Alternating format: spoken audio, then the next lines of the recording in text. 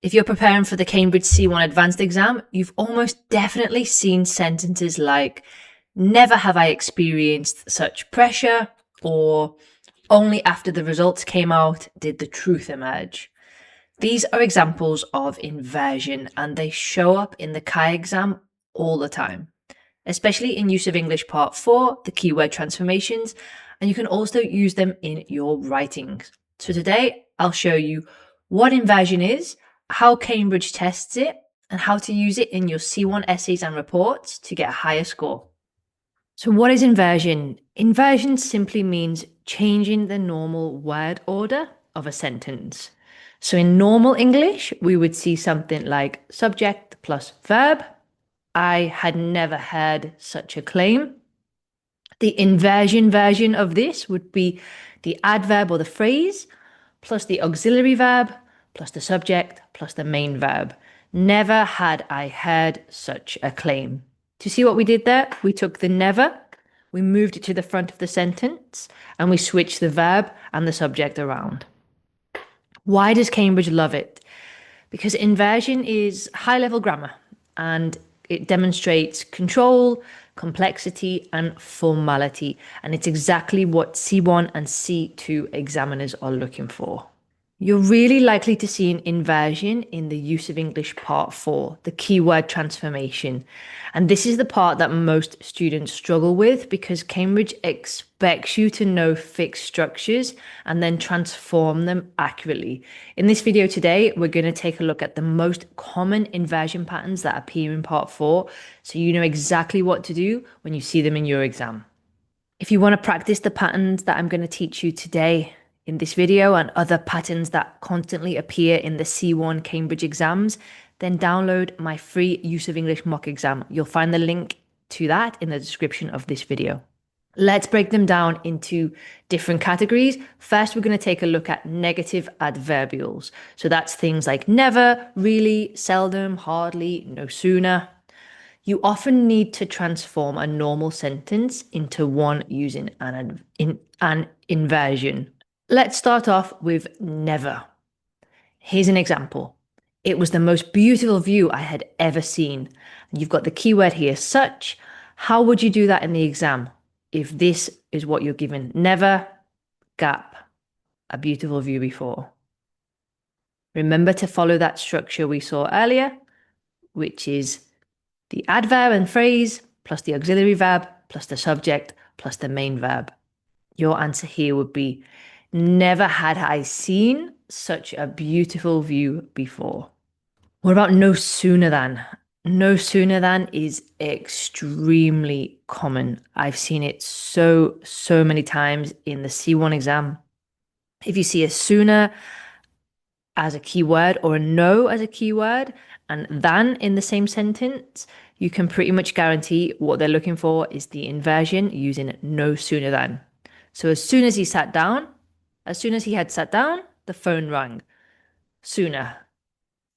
How do you transform that sentence? No sooner had he sat down than the phone rang. Hardly. Hardly when. He had just walked into the room when everyone started clapping. You've got the keyword here, when. You've got the sentence that's already there for you, hardly. How do you transform this sentence using an inversion? Hardly had he walked into the room when everyone started clapping. Okay, rarely or seldom, they both mean not very often. So we don't have the opportunity to see animals. You've got the keyword do, and the sentence here, rarely the chance. The inversion of that would be, rarely do we get the chance, or seldom do we get the chance to see these animals. So they're your negative adverbials. Let's take a look now at your onlys. You've got only after, only when, only by. Starting off with only after. So we understood the problem once we reviewed the data. How do you use after in this sentence? Only after we reviewed the data did we understand the problem. What about only when? I realized the error once I looked carefully. Only when I looked carefully did I realize the error. You see, it's pretty simple. It all follows the same pattern. Only by. The match was won because we practiced every day. Only by. Pause the video and think about it if you need to. Only by practicing every day did we win the match. Did we win the match? You might also be required to use your inversions in conditional sentences. In this case, we will be looking at words like should, had, and were. And these are more formal. Yeah, these are quite formal structures. Well, they're all pretty formal. But let's take a look. Okay. Conditionals. Let's start off with should you. So if you need more information, contact me. You've got the keyword require. You will see this a lot when you're dealing with customer service. So emails from companies, they would say to you, should you require? So should you require more information? Should you require further assistance? It's basically just another way of saying if you need more help, if you need more information, if you need more assistance, should you require? Contact me. Should you require more information? Get in touch. Call us. Let's have a look at had I.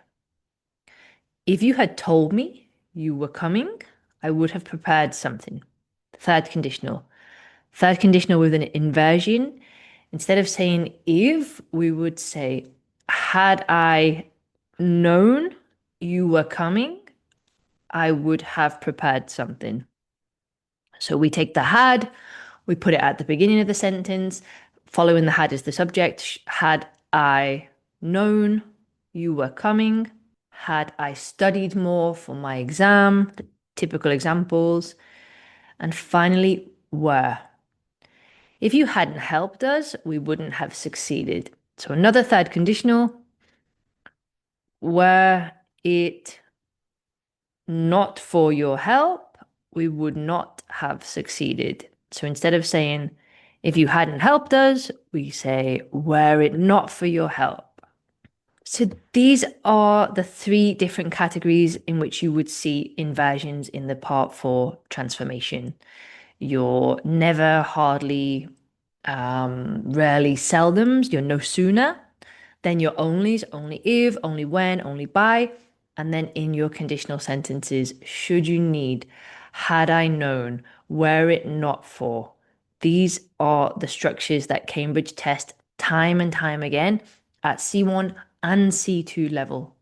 Okay, so now you know how to use your inversions in use of English. How can you use inversions in your C1 writing to increase your score?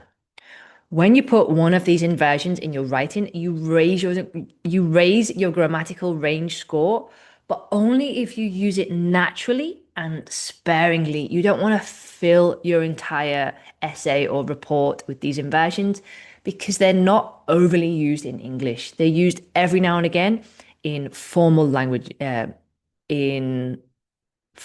as a way to add formality. So use inversions to add formality in essays and in reports. C1 writing values concise, formal language, and inversion works perfectly for this. So let's take a look. You can use it to emphasize contrast or surprising results. For example, never has this issue been more relevant than it is today. Seldom do young people consider the long-term impact of mobile phone usage, which is a very popular topic at the moment. Never has the issue been, seldom do young people. These are really easy ways that you can throw into your reports, into your essays, and increase that score.